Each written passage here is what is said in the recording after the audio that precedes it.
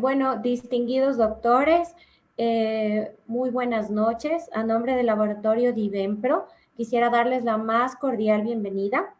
Mi nombre es Gabriela Romero, soy su gerente de producto y espero que puedan participar y aprovechar la valiosa información y los conocimientos y experiencia que nos va a transmitir el día de hoy el doctor Fusaro.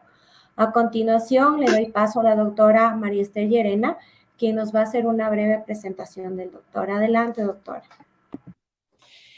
Buenas noches, estimados doctores y doctoras. Quiero darles la más cordial bienvenida a esta conferencia nacional para el manejo de hemorragias ginecológicas.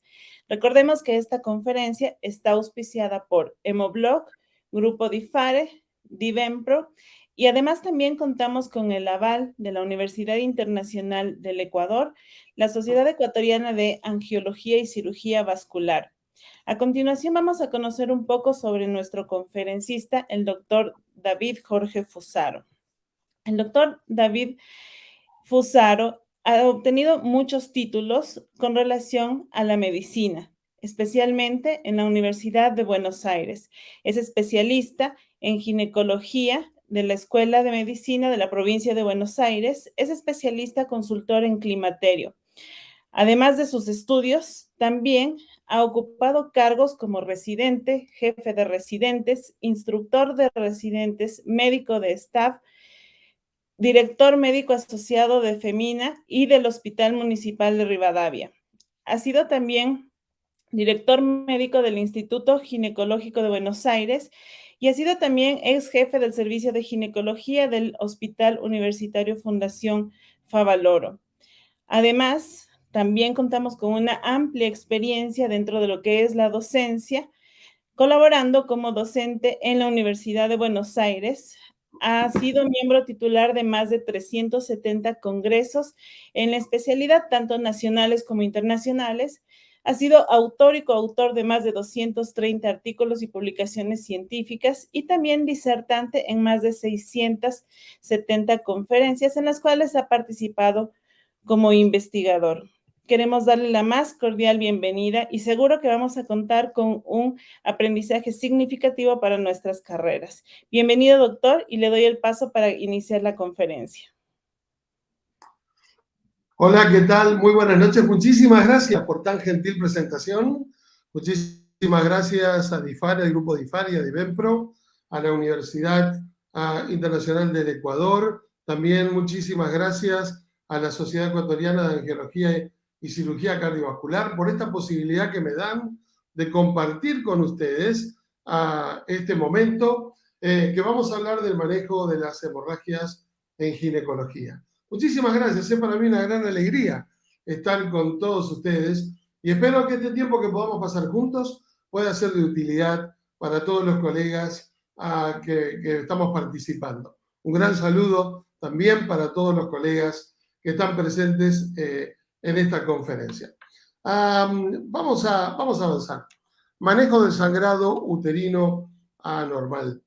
Bueno, obviamente estoy recibiendo honorarios por esta conferencia de parte de Divempro, sin embargo, tuve total independencia en la elaboración de esta conferencia y los conceptos que voy a expresar no fueron sometidos a ningún tipo de supervisión o censura, sino que voy a estar compartiendo con ustedes mi experiencia a lo largo de algunos años en el manejo del sangrado uterino anormal. Me han dicho que hable 40 minutos y en estos minutos voy a estar compartiendo, y esta es mi agenda, hablar de cuál es la definición de sangrado uterino normal, la epidemiología, la nomenclatura actual, la valoración del sangrado, el diagnóstico, las alternativas terapéuticas. En esta noche hacer un foco en ácido tranexámico y quizás hacer un poco de foco en el producto que nos auspicia esta noche, que es el Hemoblog, y después tener algunas conclusiones acerca de este tema. Así que los invito a acompañarme en este recorrido. ¿Cuál es la definición? Bueno, hay muchas definiciones, pero me permití tomar la definición de la Federación Internacional de Ginecología y Obstetricia, FIGO, que dice que el sangrado uterino normal, y se define como normal cuando hay una variación aguda o crónica del ciclo menstrual en su duración, en su volumen, en su frecuencia o en su regularidad. Y que este sangrado tiene un impacto negativo en el estado de salud y la calidad de vida de las pacientes, lo que afecta a su desempeño laboral y psicológico. Miren cuánto hay en esta definición de sangrado uterino normal. Variación aguda y crónica, duración, frecuencia, volumen o regularidad, y que esto tiene un impacto sobre la calidad de vida y su desempeño social, laboral, emocional, psicológico. De manera tal que es un tema muy, pero muy relevante.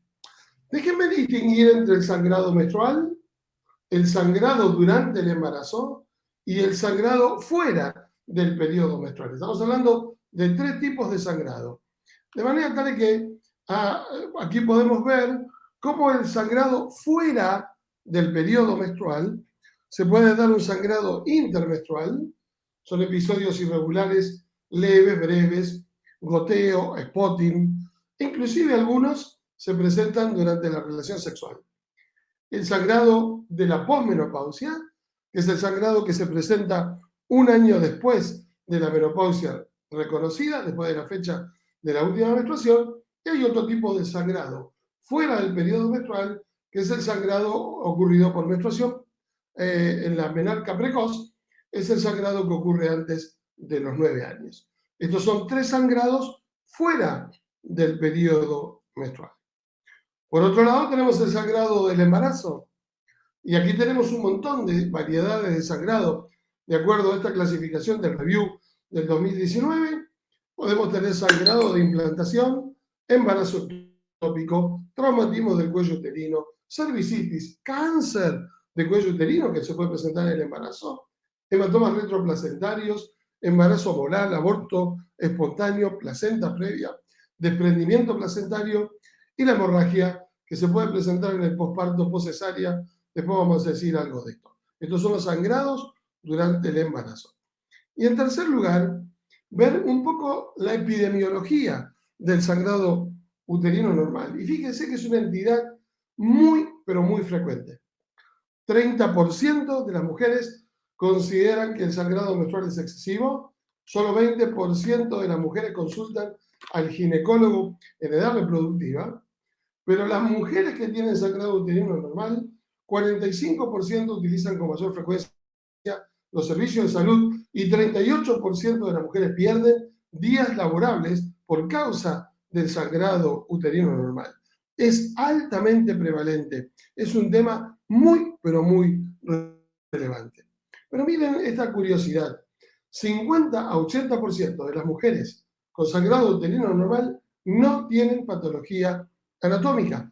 Y un alto porcentaje de las histerectomías que se indican son indicados por SUA y no tienen ninguna patología anatómica. Esto es muy importante porque la ecografía transvaginal, el ultrasonido, va a ser un método muy importante, pero no el único en la evaluación del sangrado uterino normal. Continuando con la epidemiología, 12 a 37% de las adolescentes presentan SUA, 14 a 25% de las mujeres en edad reproductiva, 4 a 11% tienen sangrado de la posmenopausia. Esto de acuerdo a algunos trabajos publicados, entre ellos al American College en su comité de opinión. Fíjense que realmente es muy, pero muy importante. Cuando hablamos de nomenclatura, acá tenemos un problema, porque se han utilizado una cantidad enorme de términos para denominar al sangrado uterino normal.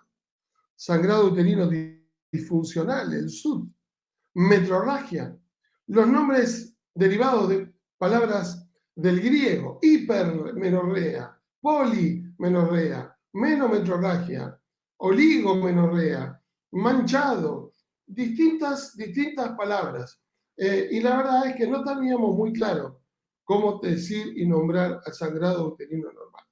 Por eso es que la Federación Internacional de Ginecología y Obstetricia, en el año 2005 al año 2007, se pusieron de acuerdo 35 expertos representando a 16 países y dijeron, bueno, vamos a ver cómo llamamos al tema del sangrado. Y fíjense que Este trabajo tuvo apoyo de muchísimas organizaciones y sociedades científicas.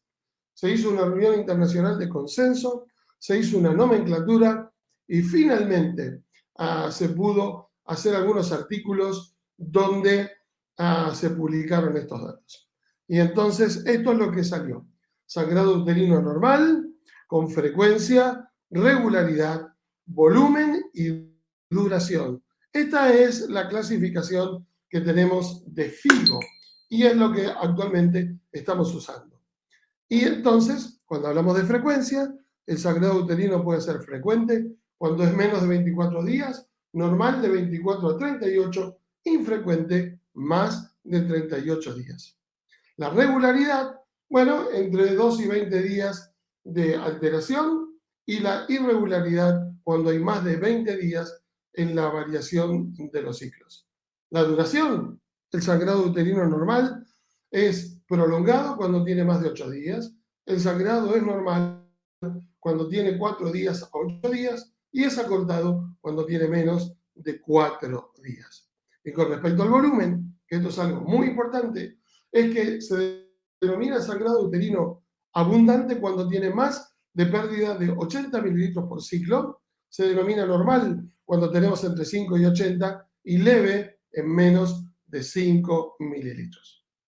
Y entonces aquí FIGO también va a poner una clasificación que se llama PAL y se llama COIN para ver cuándo el sangrado es de origen probable orgánico o cuándo es poco probable que sea orgánico. Y siguiendo estos acrósticos de PALM y de COIN, de palma y de moneda, en inglés, tenemos que cuando un sangrado uterino anormal es de probable etiología orgánica, es cuando hay un pólipo, cuando hay una adenomiosis, cuando hay un leomioma o cuando hay una neoplasia maligna. Y hablamos de sangrado uterino normal poco probable cuando hay una coagulopatía, cuando hay una disfunción ovárica, cuando hay factores endometriales, cuando es iatrogénico o también el no clasificado, cuando encontramos una categoría que no se ajusta a ninguna de las anteriores. Ahora, uno de los problemas más graves es que hay mucha discordancia entre lo que la mujer dice y lo que a veces objetivamente encontramos. Este es un trabajo de la discordancia entre la realidad y percepción. Recuerden que dijimos que sangrado uterino normal es cuando hay más de pérdida de 80 mililitros. Pero miren en esta gráfica. Hay mujeres que tenían 20 mililitros, lo que sería algo totalmente escaso. Sin embargo, un 15% decían que tenía sangrado uterino normal y solo perdía 20. En el otro extremo, en la columna además de la derecha, teníamos mujeres que perdían más de 80 mililitros. Sin embargo, la mitad o más de la mitad consideraba que era normal. De manera que muchas veces hay una diferencia entre lo que está pasando y la cantidad de volumen que se pierde en la realidad y la percepción. Muchas veces hay discordancia en estos aspectos. Claro, determinar el flujo menstrual es muy complicado.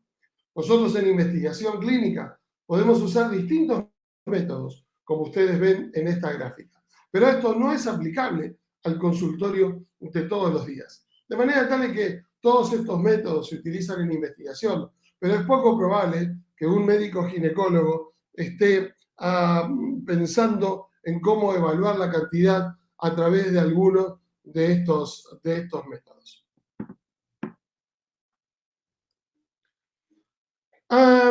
El Instituto NICE define como SUA aquel que afecta lo físico, lo emocional, lo social y la calidad de vida, y que ocurre solo o en combinación con otros síntomas.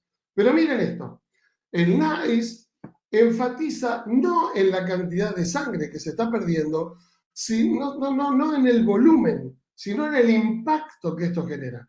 Por eso acá el NICE dice, no importa qué volumen pierda la mujer, si 20, 30, 40 o 80. Lo importante es qué impacto genera esto. Si le afecta, independientemente del volumen que pierda, es considerado sangrado uterino anormal. Por eso existe un gran espectro, desde el normal hasta el extremadamente abundante. Pero ¿qué tan importante es evaluar el volumen? La verdad es que lo más importante es saber si esa situación clínica está asociado a otros síntomas como dolor pelviano, cefalea y astenia, y eso es más importante que el volumen. El tema de percepción y tolerancia son muy importantes para determinar la molestia. Hay una reducción de la tolerancia, hay un deseo de la vida con poco sangrado por las actividades que la mujer decida. Por lo tanto, y esta es la conclusión de esta primera parte, sangrado uterino anormal es todo lo que la mujer considera que es sangrado uterino normal. Sangrado uterino normal es lo que afecta a su salud, su calidad de vida física, emocional, social y laboral. Esta es la definición del trabajo de Fraser, que es la definición de Figo. SUA es todo lo que la mujer le afecte, independientemente del volumen, y esto lo tenemos que tener en cuenta. Ahora, ¿cómo hacemos el diagnóstico de SUA? ¿Cómo podemos ver el diagnóstico de SUA? Bueno, aquí ustedes lo tienen. Tenemos 4 partes muy importantes: la historia clínica, el examen físico, el laboratorio y las imágenes. La historia clínica con los antecedentes personales y familiares, quirúrgicos, obstétricos, el uso de fármacos, establecer su patrón de sangrado, la función ovulatoria, si tiene deseo o no de fertilidad, el tamizaje de la coagulopatía, son todos estos elementos que vamos a tener en cuenta en la historia clínica. Por supuesto, el examen físico, el examen ginecológico, poder tratar a esta paciente. Obviamente el laboratorio, el hemograma va a ser muy importante, con la determinación de la hemoglobina, por supuesto una subunidad beta, para ver si se trata de una patología gestacional o no, los dosajes hormonales y también buscar coagulopatía. Y en cuanto a las imágenes, que son los más utilizados, la ecografía transvaginal, en algunos casos se utiliza la sonohisterografía, la resonancia magnética nuclear y la videohisteroscopía, y por supuesto, en muchos casos es necesario, para aclarar si estamos hablando de una patología maligna o premaligna, la histología. Todos estos factores van a ser muy, pero muy importantes en el diagnóstico de SUA. Ahora, en otro lado, cuando hacemos el diagnóstico, el SUA puede ser agudo y severo, o puede ser crónico y puede ser persistente. De manera tal que en el consenso de la Federación Argentina de Ginecología y Obstetricia, llevado a cabo en el 2022 por la doctora Rosana Molina y un grupo de colaboradores, dijeron que tenemos que tener en cuenta la hemoglobina para saber qué características tiene: leve, moderado o severo. El sangrado uterino leve es cuando la hemoglobina es mayor a 11, el moderado es cuando es entre 9 y 11, y el severo cuando la hemoglobina es menor a 9 gramos por decilitro. De manera tal que el interrogatorio, el examen clínico, las imágenes, pero también el laboratorio va a ser muy útil para ver cuándo estamos en presencia de un SUA leve, moderado o severo. Con respecto al diagnóstico, tenemos un abordaje estructurado. ¿Y cuándo tendríamos que pedir o cuándo tendríamos que sospechar algún problema de coagulación? Bueno, ¿cuándo tenemos que hacerlo? Cuando tenemos SUA desde la menarca, cuando tenemos hemorragia posparto, cuando tenemos hemorragia relacionada con una cirugía o una hemorragia asociada a trabajo dental. En estos casos, tenemos que estar pensando en coagulopatía. O 2 o más de los siguientes: hematomas, 1 o 2 veces por mes, epistaxis, hemorragia senescida frecuente y antecedentes familiares de síntomas hemorrágicos. Cuando nosotros tenemos uno de los factores superiores o 2 o más de los siguientes, tenemos que sospechar una coagulopatía y entonces haremos la derivación oportuna a los colegas de hematología para que podamos hacer el diagnóstico de que si esta paciente tiene un sangrado uterino normal por una coagulopatía. Aquí quiero presentarles este pequeño algoritmo que tenemos aquí, donde tenemos el patrón de SUA.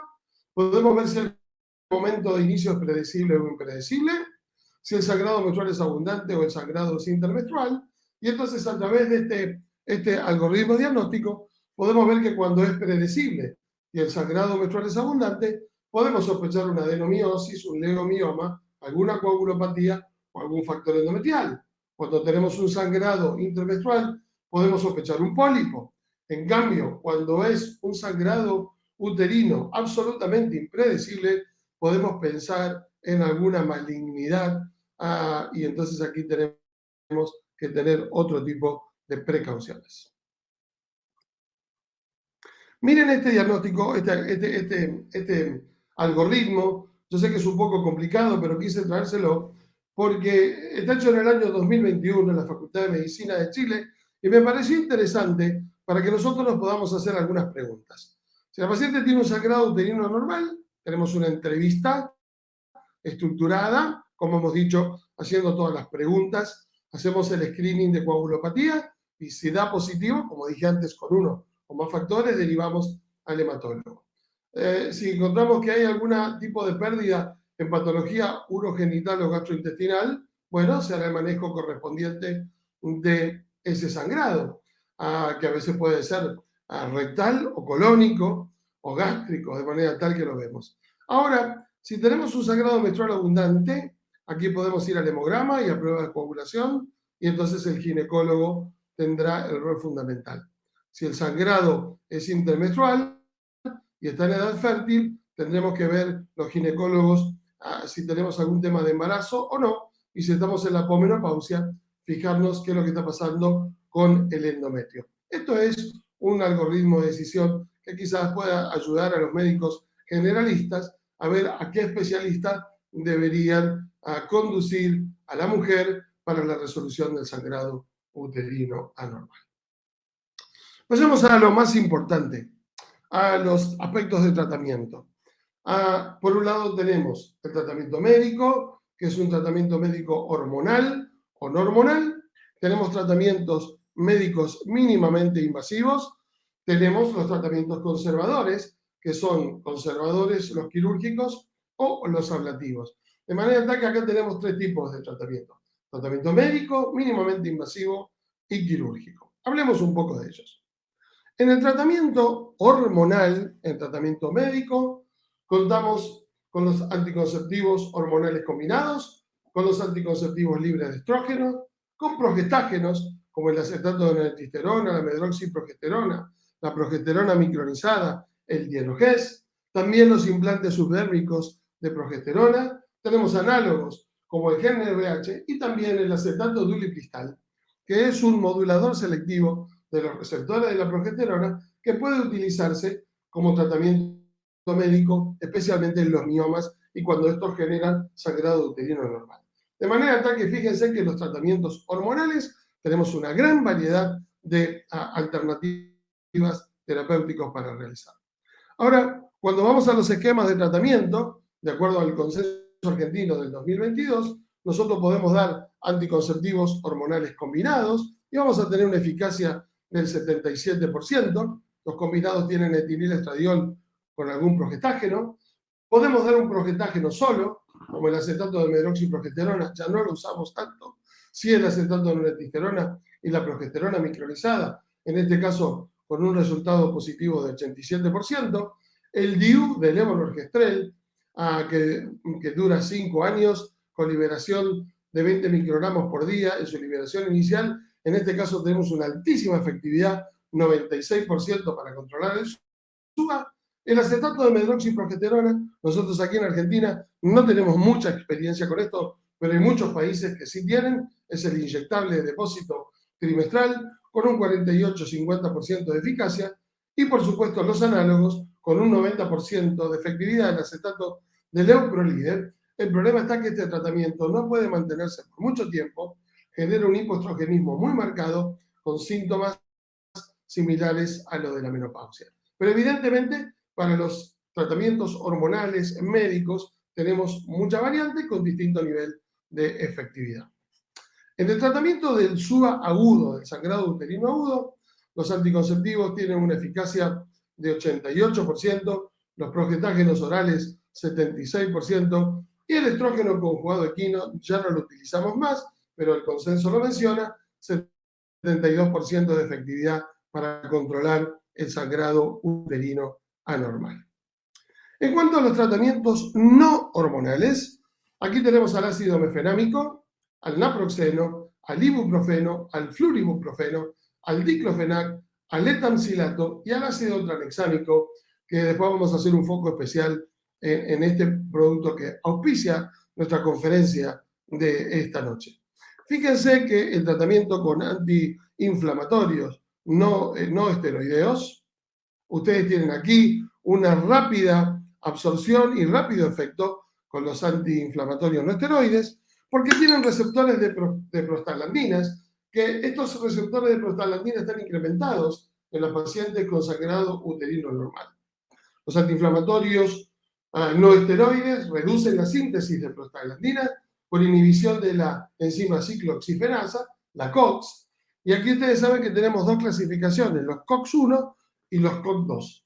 El naproxeno, el ibuprofeno, el ácido mefenámico y la indometacina forman parte de los COX-1, inhibidores de la enzima ciclooxigenasa 1, y los dos, el celecoxib y el rofecoxib, con los COX-2 que han sido un poco cuestionados por su impacto cardiovascular.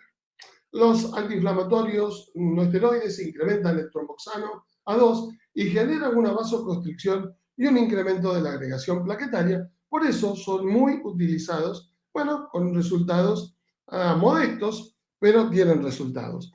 Fíjense ustedes en este estudio de la librería Cochrane, comparando 16 estudios, no se encontró evidencia de superioridad comparativa entre los AINE.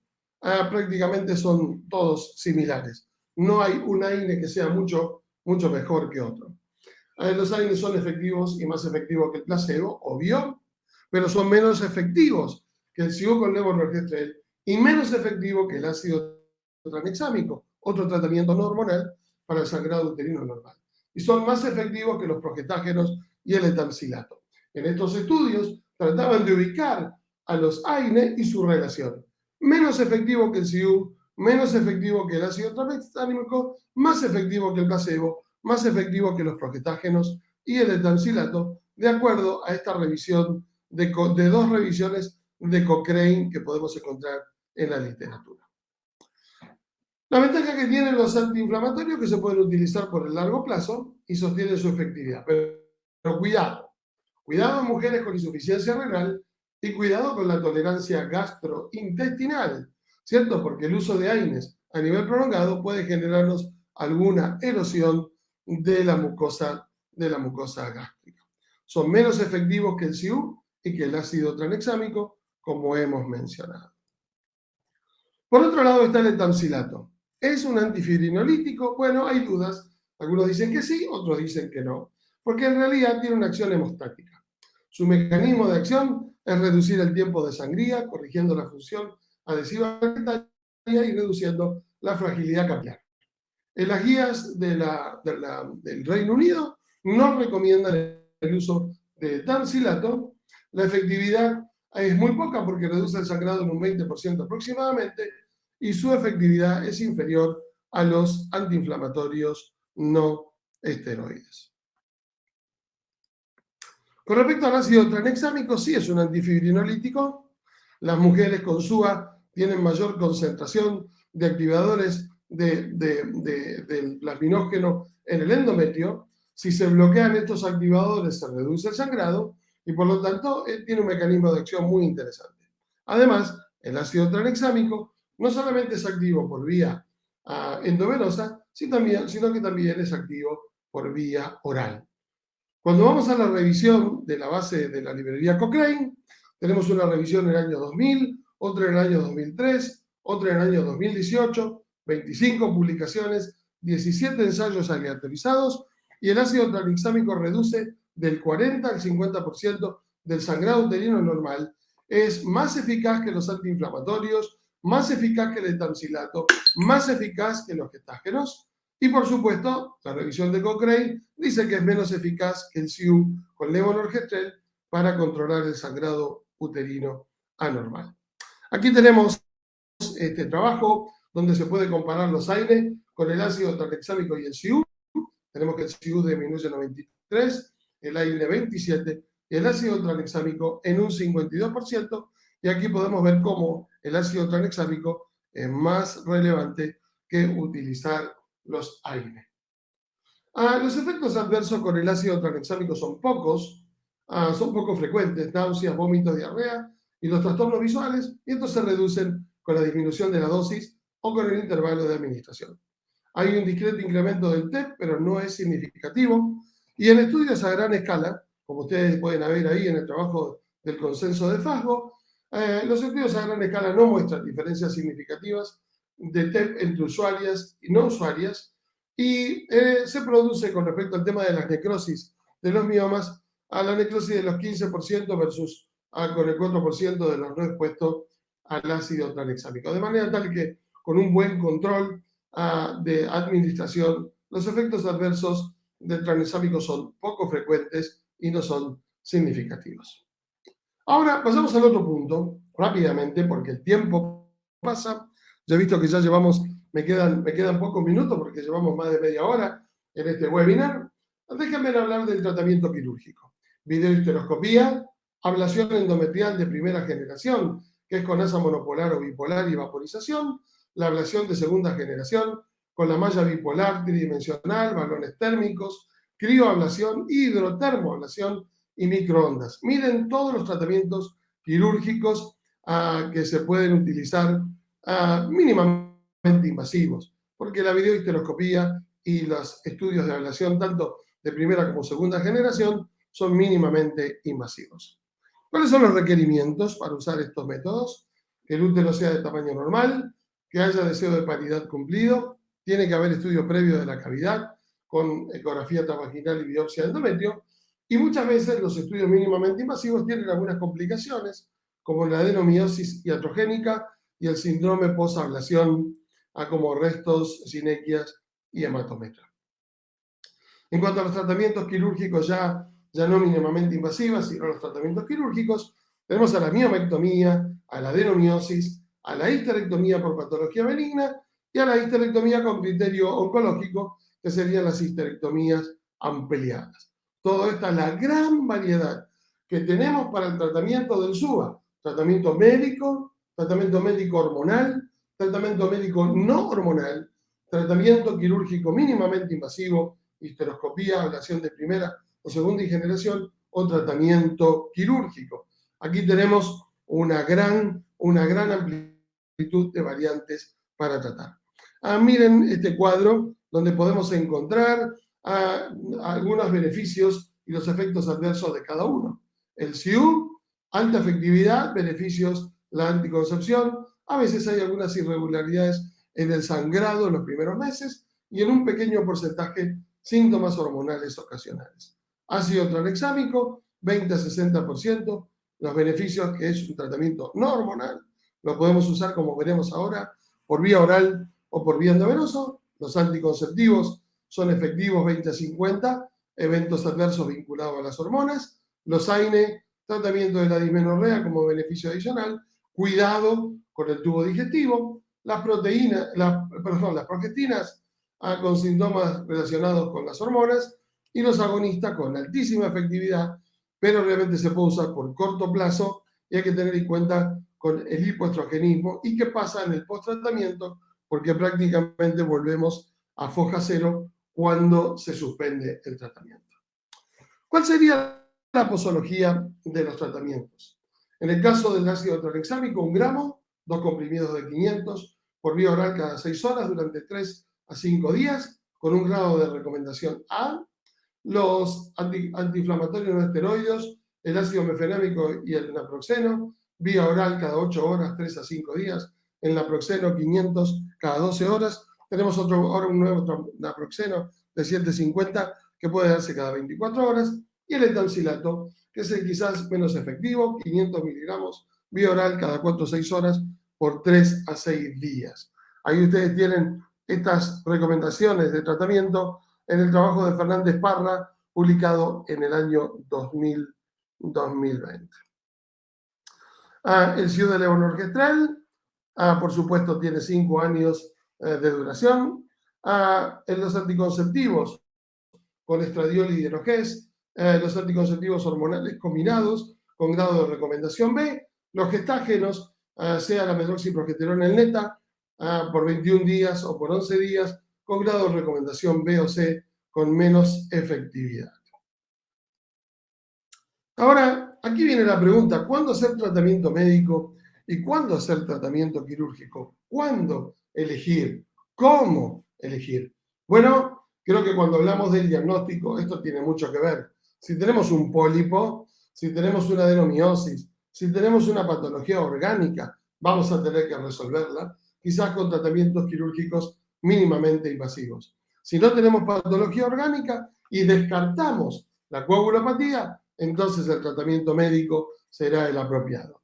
Muchas veces, aún con patología orgánica, hacemos tratamiento médico hasta poner en condiciones quirúrgicas a la paciente y después vendrá el tratamiento quirúrgico. Por último, permítanme hacer un poquito de foco en el ácido tranexámico, en el Hemoblock, que es el producto que está auspiciando nuestra conferencia en esta noche. El ácido tranexámico, de acuerdo al consenso que hicimos en Argentina el año pasado, el año 2002, tenemos varias maneras de administrarlo. 500 miligramos 4 veces por día, 1 gramo o 1,5 gramos 3 veces por día, o 1 gramo a cada 6 horas, o 3 gramos en un día o comprimido 6 veces por día, o 4 gramos por día durante 3 a 5 días. Fíjense todos los esquemas en los cuales se puede utilizar. Ninguno de los esquemas ha demostrado ser superior a otro, aunque las dosis más altas, cuando hablamos de 3 gramos por día, podrían ser más efectivas en la hemorragia aguda y 2 gramos por día podrían ser más en un sangrado uterino normal, quizás no tan agudo. La duración se adecuará a cada caso, pero estamos en los 3 a 5 días de tratamiento. Si ustedes me preguntan cómo lo hago yo prefiero utilizar 3 gramos por día. Yo doy 1 gramo cada 8 horas durante 5 días. Este es el esquema que yo más utilizo en mi práctica de consultorio. Pero a veces tenemos que usar el inyectable.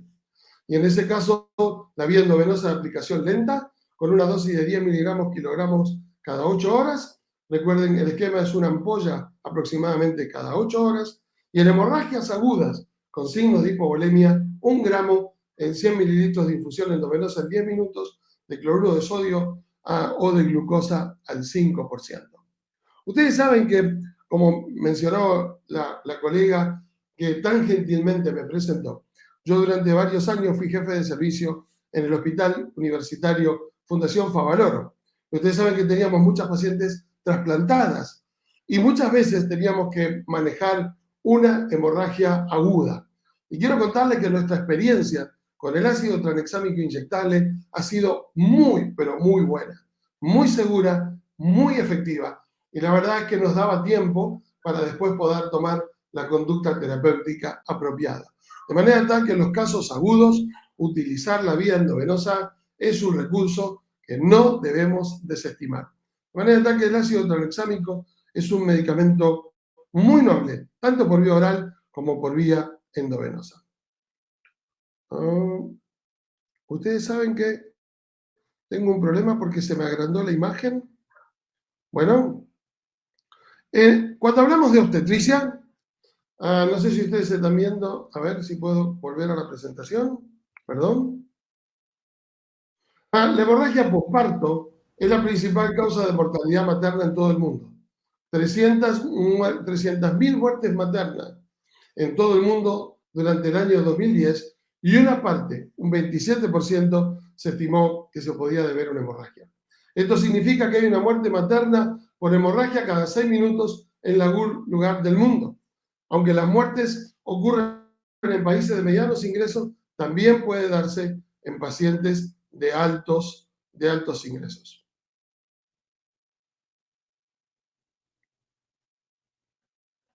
No, mil disculpas. Voy a ver si puedo achicar la presentación porque se amplió. Y la verdad es que no sé por qué. A ver si podemos achicarla un poquito más. Ahí estamos. Ahí creo que, aunque sea algo, pudimos achicarla. Las mujeres con hemorragia posparto tienen niveles elevados, incluidos los dímeros D como un marcador de fibrinolisis. Y las intervenciones médicas y quirúrgicas pueden utilizarse para el sangrado posparto, pero además el ácido tranexámico ofrece una forma muy importante de inhibir la acción enzimática de la plasmina sobre la fibrina. El ácido tranexámico reduce el sangrado quirúrgico y realmente puede ser algo muy interesante para el uso en obstetricia.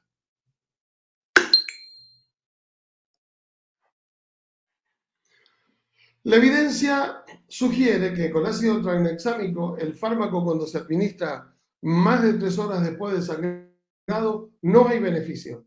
Por lo tanto, cuando usemos ácido tranexámico en obstetricia, lo debemos hacer y lo debemos hacer rápido, no más de 3 horas después del inicio del sangrado. Y por supuesto, de acuerdo a este review del año 2019, las alternativas de uso continúan siendo muy importantes. Ahora miren este principio.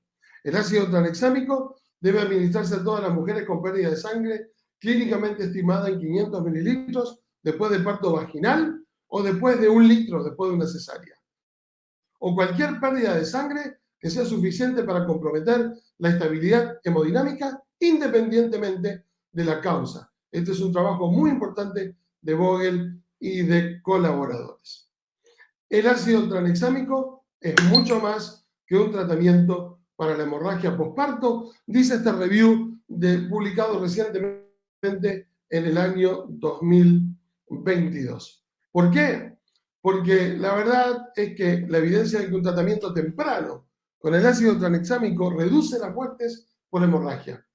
Ahora, una visión más amplia podría darnos un sangrado que mejore la salud materna en muchas mujeres. Cuando yo reduzco el sangrado menstrual abundante, puedo reducir la anemia en una paciente que va a quedar embarazada, que es un factor de riesgo común e importante para los resultados perinatales. En países donde la sangre escasea, el ácido tranexámico reduce los costos y evitaría muchas transfusiones.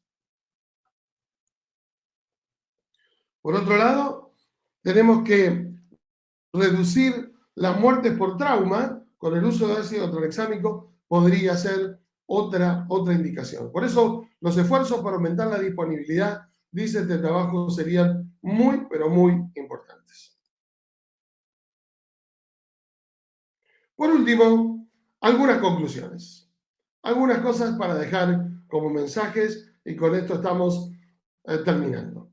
El SUA es un tema de alta relevancia, alta prevalencia. Ahora miren esto, el SUA es un síntoma, no es un diagnóstico. Tenemos que buscar el diagnóstico. Es un pólipo, es una disfunción ovulatoria, es una adenomiosis, es un problema de leiomioma, es un problema de coagulación, es un problema oncológico. El SUA es muy importante, pero recordar, es un síntoma, no es un diagnóstico. Tenemos que buscar el diagnóstico. Tenemos que conservar sobre el deseo de la fertilidad, porque esto va a ser muy importante en el tipo de diagnóstico que vamos a elegir. Hay un diagnóstico preciso y se requiere un tratamiento para cada mujer. Por otro lado, la verdad que queremos agradecer por esta atención durante estos 45 minutos que me han dispensado y por supuesto estoy a disposición para conversar acerca de las preguntas que pudieran derivar de esta presentación. El sangrado uterino es muy, pero muy importante. Debemos hacer un buen diagnóstico. Tenemos muchas herramientas terapéuticas, hormonales, quirúrgicas, pero en el ácido tranexámico tenemos una alternativa terapéutica realmente muy valiosa, tanto para las hemorragias leves como las hemorragias importantes, para el agudo e importante con el endovenoso y para el control del sangrado uterino a través de los comprimidos. Muchísimas gracias por su atención. Muchísimas gracias, mi querido doctor Fusaro. Bueno, hemos sido partícipes de esta preciosa, interesante conferencia sobre el manejo de las hemorragias ginecológicas y queremos nuevamente dar un gentil agradecimiento a nuestros auspiciantes, que son Hemoblog, Grupo DIFARE, Divempro, y también a las instituciones que nos han brindado el aval, como son la Universidad Internacional del Ecuador, la Sociedad Ecuatoriana de Angiología y Cirugía vascular. A continuación vamos a hacer un pequeño resumen, un pequeño recuento sobre lo que ha sido esta conferencia. Analizamos la definición. También analizamos las posibilidades de este sangrado fuera del periodo menstrual y también durante el embarazo. Revisamos un poco sobre lo que fue la epidemiología, vimos las diferentes nomenclaturas con que se ha nombrado a este diagnóstico. Vimos también que esta nomenclatura dependía sobre la frecuencia, sobre el volumen, sobre la regularidad y la duración del sangrado. También analizamos un poco sobre la valoración, cómo era concebida este sangrado y la determinación del flujo menstrual. Vimos también la evaluación clínica y las posibilidades del diagnóstico mediante la historia clínica, el laboratorio, el examen físico y las imágenes. También se analizó el tratamiento y las posibilidades de que sea un médico, que sea quirúrgico o los que son mínimamente invasivos. Se analizaron y se hicieron comparativas sobre los diferentes tratamientos, en especial con el ácido tranexámico. Vimos también las posibilidades de tomar este tratamiento vía oral o vía inyectable en función de las necesidades de los pacientes. Y llegamos también a algunas conclusiones. Una de las conclusiones principales que nos brindó el doctor fue justamente que este sangrado uterino anormal es un tema trascendental en la actualidad y ha sido motivo de varios estudios. También nos afirmaba el doctor que el sangrado uterino anormal es un síntoma y no es un diagnóstico y que requiere justamente buscar dentro de cada una de las pacientes esa individualidad que va a generar las diversas posibilidades de su tratamiento. Con esto, mi querido doctor, agradecemos otra vez a nuestro gentil auspiciante Hemoblog y vamos a dar paso a las preguntas de nuestros estimados asistentes. Quiero recordarles que tenemos dos mecanismos. El primero, en el cual ustedes tienen que levantar la mano para poder brindarles nosotros el micrófono y que puedan realizar su pregunta. Y la segunda es que ustedes pueden escribir por medio del chat, ¿sí? Entonces, estamos prestos a las preguntas y mientras se realizan, queremos también un poco leer algunos de los comentarios que le mandan saludos, mi estimado doctor, desde Ambato. También tenemos saludos desde Puerto Viejo, desde Quito, Ecuador. Tenemos saludos también desde Cuenca y algunos lugares que nos están enviando los saludos. No sé, tal vez si es que tenemos alguna inquietud, sírvanse por favor levantar la mano para poder darles paso a los micrófonos.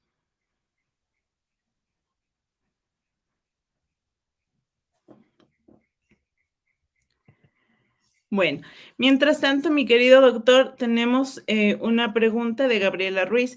Nos dice, en una paciente con insuficiencia renal, ¿cuál es la mejor alternativa farmacológica ante una hemorragia? Ok, bueno, en este caso deberíamos ver si es aguda o crónica, si estamos ante un sangrado uterino anormal persistente durante mucho tiempo. En este caso, las alternativas no hormonales, no tenemos ningún problema con el riñón. No tenemos mucho inconveniente ni con los hormonales ni con los no hormonales. Los anticonceptivos hormonales combinados no tienen ninguna contraindicación en pacientes renales, ni tampoco el SIU con levonorgestrel, tampoco el ácido tranexámico, ni los antiinflamatorios esteroides tienen contraindicación, de manera tal que en este caso podemos utilizar cualquiera de ellos. Hay que tener en cuenta qué tipo de hemorragia es para elegir el método. Me parece que más que el tema de, tenemos que ver si es aguda, si es crónica, cómo está su hemoglobina, si es menos de 9, si es entre 9 y 11, si es de más de 11. Verdaderamente esto es lo más importante. En este caso, lo que deberíamos valorar es esto para elegir el tratamiento. Además, su deseo de fertilidad o no. Y el otro punto muy importante es la edad. ¿A qué edad estamos hablando? Una cosa es una paciente que esté en sus 20, en sus 30, otra cosa es una paciente que esté en premenopausia. De manera tal que la edad, la valoración de la gravedad del SUA es lo que nos va a hacer, y su deseo de fertilidad o no, estas tres cosas nos va a hacer decidir, pero no tenemos grandes limitaciones en los problemas pacientes renales. Muchísimas gracias. Tenemos otra pregunta que nos dicen, en una mujer hipertensa y que posee también SUD, ¿se puede utilizar ácido tranexámico? Sí, el ácido tranexámico, bueno, obviamente queremos controlar la hipertensión, ¿verdad?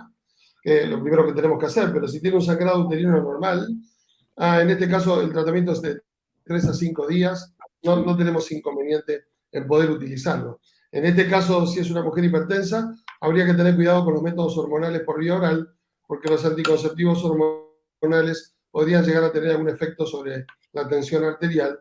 Habría que ver si se puede utilizar, pero si no, no tenemos inconveniente. Perfecto. Tenemos otra inquietud. Nos dice, ¿qué exámenes para coagulopatías piden? ¿Cuáles son las más necesarias? En este caso, nosotros no pedimos esto como ginecólogos. Yo cuando tengo alguna paciente que en el interrogatorio, como hemos dicho, ¿se acuerdan? Había algunos factores que con uno solo alcanzaba y había otro que era con dos, ¿cierto? Por ejemplo, la epistaxis o los hematomas o el sangrado frecuente de encías. En este caso, cuando tenemos más de uno, o si tenemos un sangrado de cirugías anteriores, o si tenemos sangrado de la menarca o antecedentes. En este caso, nosotros no hacemos el screening de la coagulopatía, sino que derivamos al hematólogo para que él lo pueda hacer. Si se trata de un von Willebrand o si se trata de alguna otra alteración de la coagulación, nosotros en este caso lo que hacemos es el interrogatorio y hacer la derivación oportuna para que el hematólogo nos diga si es un problema hematológico. En este caso, después nos pondremos de acuerdo con ellos y trataremos juntos. Pero nosotros, como ginecólogos, yo personalmente no pido el screening para coagulopatía, sino que lo refiero al hematólogo. Tenemos una pregunta que nos llegó al interno. Nos dice, ¿cuáles serían los efectos secundarios del ácido tranexámico en dosis altas, por favor? Creo que mostré una placa donde hablábamos de las náuseas, de los vómitos, ¿bien? De estas intolerancias que se ven cuando estamos usando dosis alta, cuando estamos utilizando dosis de más de 3 gramos por día. Cuando reducimos la dosis y cuando aumentamos el intervalo, entonces podemos hacer el manejo de estos eventos adversos, que son raros, son pocos, pero se pueden presentar. En ese caso, bajar la dosis, ampliar el intervalo de la dosificación, son los dos recursos que utilizamos. Y básicamente, náuseas y vómitos. Creo que también puse en la placa que podemos ver algún tipo de necrosis sobre los miomas. Esto es algo un poquito más frecuente que cuando no usamos ácido tranexámico, y eso a través de la ecografía, a veces nos muestra algún mioma en necrobiosis. Son algunas de las cosas que se pueden presentar con el uso del ácido tranexámico. En cuanto al efecto tromboembólico, ha habido una gran controversia con esto. En algunos estudios de pocas pacientes se vio alguna pequeña diferencia, pero creo que lo puse también, lo reiteramos, cuando se hacen estudios a gran escala, como el que se presentó en el consenso del año 2022, las diferencias no son significativas, no hay diferencias entre el uso de ácido tranexámico y los controles. De manera que ahí tendríamos que tener cuidado con las náuseas y los vómitos. El tromboembolismo puede presentarse con la misma incidencia que con otros tratamientos. En estudios a gran escala no se ha visto gran diferencia, y hay que tener cuidado con el tema de los miomas, porque podemos tener alguna necrobiosis, algún 14%, incluso el 4 o 5% de la no intervención. Muchas gracias. Tenemos otra inquietud. Nos dicen, por favor, estimado doctor, cuando una paciente que usa anticonceptivos hormonales combinados, ¿por qué presenta sangrado intermenstrual y persistente? ¿Acaso podría ser una lesión de útero? Podría ser, por supuesto que nosotros cuando tenemos un sangrado con anticoncepción persistente, estamos viendo qué es lo que pasa. Aunque verdaderamente lo más frecuente es que quizás tengamos una dosis inadecuada de estradiol o de etinilestradiol, o tengamos que cambiar de gestágeno. Ustedes saben que los anticonceptivos que usamos ahora son de 15, de 20, de 30 y de 35 microgramos. A veces el sangrado intermenstrual se presenta, o el spotting, que es lo que nosotros decimos, se presenta con mucha más frecuencia cuando damos anticonceptivos de 15 a 20, y cuando damos de 30 lo vemos mucho menos. De manera tal que cuando tenemos un sangrado, por supuesto, además de hacer un correcto diagnóstico, a ver si no tenemos otra patología orgánica, uterina, lo que hacemos es generalmente o aumentamos la dosis del estrógeno, o la otra alternativa es cambiar el gestágeno. Hay algunos gestágenos que tienen más acción supresora sobre el endometrio y tienen menos sangrado intermenstrual, tienen menos sangrado spotting o goteo. Por ejemplo, nosotros con el Hienoges o con el levonorgestrel tenemos mayor supresión endometrial y menor sangrado. Quizás cuando usamos estradiol natural o cuando usamos menos estrógeno o usamos otros gestágenos podemos tenerlo. De manera tal que si tenemos un sangrado intermenstrual persistente con anticonceptivo, primero hacer una correcta evaluación de la paciente para descartar otra patología, ¿está bien? Especialmente una ecografía transvaginal. ¿Aumentamos la dosis del estrógeno o cambiamos el tipo de gestágeno?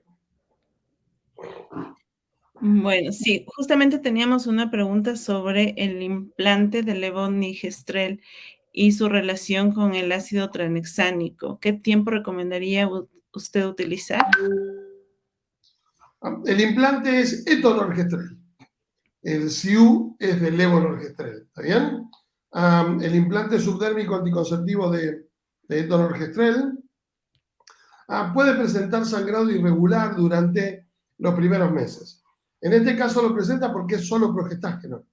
Y a veces todavía tenemos receptores endometriales, el endometrio no se atrofia, y entonces la mejor manera de sostener el implante es el paso del tiempo. Tenemos que hacer una muy buena consejería antes de colocar el implante subdérmico anticonceptivo, diciendo que podemos tener un sangrado escaso, inesperable y persistente durante los primeros meses. Porque si nosotros no informamos de esto antes de colocar el implante y no lo decimos, es muy probable que esa mujer quiera sacarse el implante a los pocos meses que está puesto. De manera tal que hay dos cosas que funcionan muy bien con el implante. Una muy buena consejería, una muy buena contención, porque cuanto más tiempo pase, menos sangrado vamos a tener. ¿Podemos utilizar en los primeros meses el ácido tranexámico? Sí, lo podemos utilizar, pero en realidad lo que estamos esperando es que el etonorgestrel pueda atrofiar el endometrio, ya que se trata de una anticoncepción libre de estrógeno, con implante subdérmico, y esto genera un patrón de sangrado irregular, a veces en los primeros 6 meses. Muchas gracias. Francisco Barahona nos dice, ¿qué tan aconsejable sería usar simultáneamente ACOS y ácido tranexámico en SUA agudo?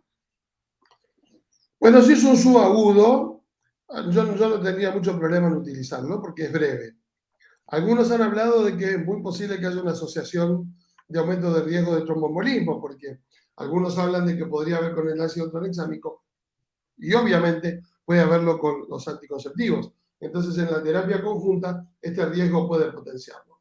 Si nosotros lo vamos a usar en el corto plazo para un agudo, lo podemos usar. Después deberíamos resolverlo de otra manera para no utilizarlo en forma sistemática y durante largo plazo, la asociación de anticonceptivo con ácido tranexámico. Nos va a servir para resolver el episodio agudo, pero después deberíamos buscar otras alternativas más sustentables en el tiempo. Muchas gracias.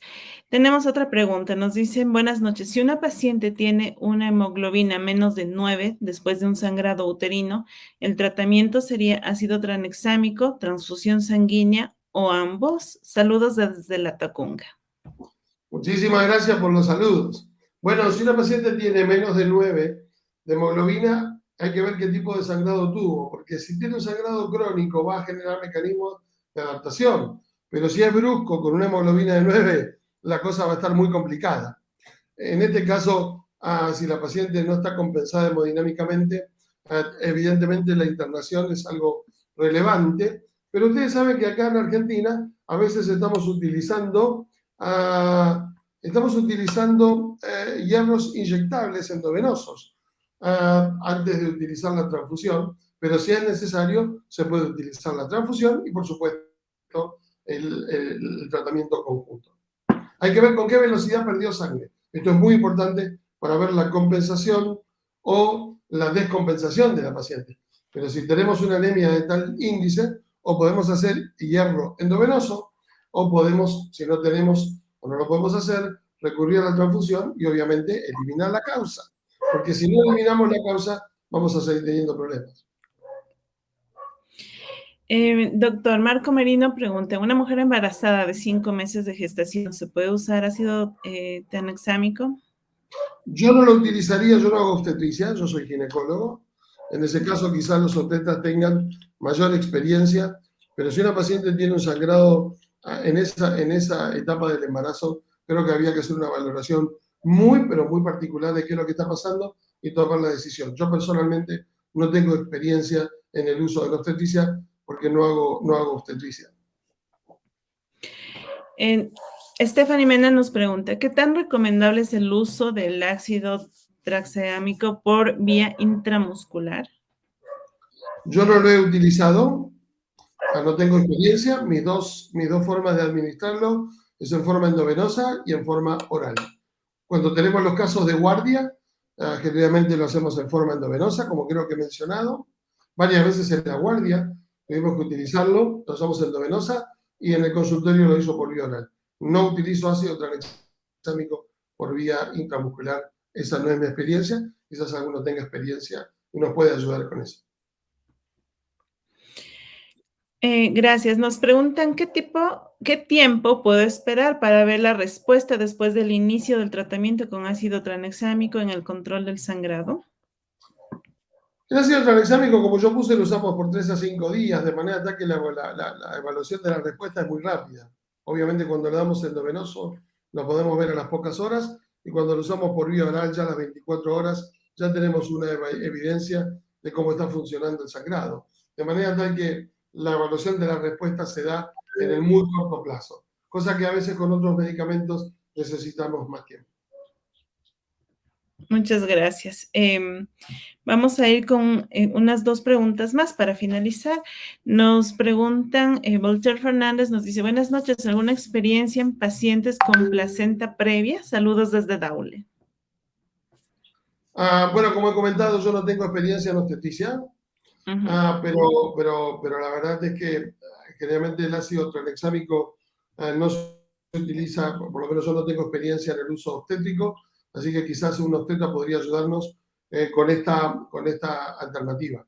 Si nos estamos refiriendo a la poscesárea después de una placenta previa, sí, creo que he mencionado algunos casos y en este caso hay que usarlo rápidamente antes de las primeras horas, porque cuando lo administramos rápidamente en la poscesárea tenemos muchísima más efectividad que cuando pasan varias horas.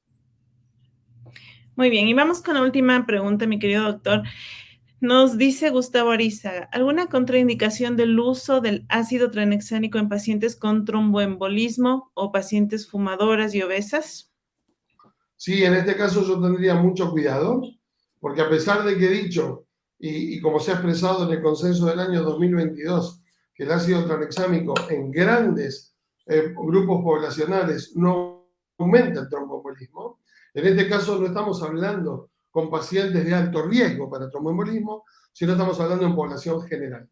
Cuando tenemos población de alto riesgo, como es en estos casos, fumadora, mayor de 35 años, obesa o con factores predisponentes, en este caso tenemos que tener muchísimo cuidado con el uso de ácido tranexámico, al igual que con anticonceptivos orales. En este caso, quizás los gestágenos y los gestágenos solos, la anticoncepción libre de estrógeno, quizás pueda ser una muy buena alternativa, porque al no tener estrógenos, los gestágenos solos no tienen incidencia sobre el tromboembolismo. Esto serían grupos de pacientes de alto riesgo, no serían grupos poblacionales comunes. En este caso sí yo tendría muchísimo cuidado y utilizaría otros recursos terapéuticos. Ya, mi estimado doctor, me han solicitado una última pregunta. Nos dice la doctora Nancy Ramos, si un paciente con insuficiencia cardíaca que toma anticoagulantes y tiene SUA, ¿podría tomar este tratamiento con ácido tranexámico? ¿Sabes que se cortó un poquito la comunicación? Uso de ácido tranexámico junto con... Insuficiencia cardíaca y la paciente toma anticoagulantes. No, en este caso yo utilizaría otro tipo de medidas terapéuticas. Creo que junto con los cardiólogos tomaríamos la decisión. Yo no utilizaría esto en pacientes que están anticoaguladas. Perfecto. Queremos agradecer a todos los participantes por sus inquietudes. Realmente ha sido una noche sumamente enriquecedora. Hemos brindado esta conferencia internacional para el manejo de hemorragias ginecológicas con el gentil auspicio de Hemoblog, de Grupo DIFARE y Divempro. Y además también contamos con el aval de la Universidad Internacional del Ecuador y de la Sociedad Ecuatoriana de Angiología y Cirugía Vascular. Esperamos que haya sido de su agrado. Si tienen más inquietudes, por favor, no duden en escribir al correo electrónico de Hemoblog o a sus representantes para poder responder estas inquietudes y que podamos nosotros hacerles llegar al doctor David Fusaro.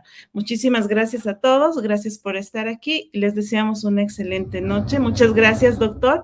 Que tenga una linda noche y ha sido muy enriquecedora su charla. Un gran cariño para todos, muchísimas gracias a las entidades que nos auspiciaron, que nos pusieron en contacto para que pudiéramos charlar, conversar. En el aula del conocimiento todos aprendemos y la verdad que yo también he valorado mucho este tiempo. Así que muchísimas gracias a todos y ojalá que nos veamos pronto. Un gran abrazo para todos los colegas de Ecuador. Vamos a tener unas palabras de despedida de los representantes de Hemoblog, me parece.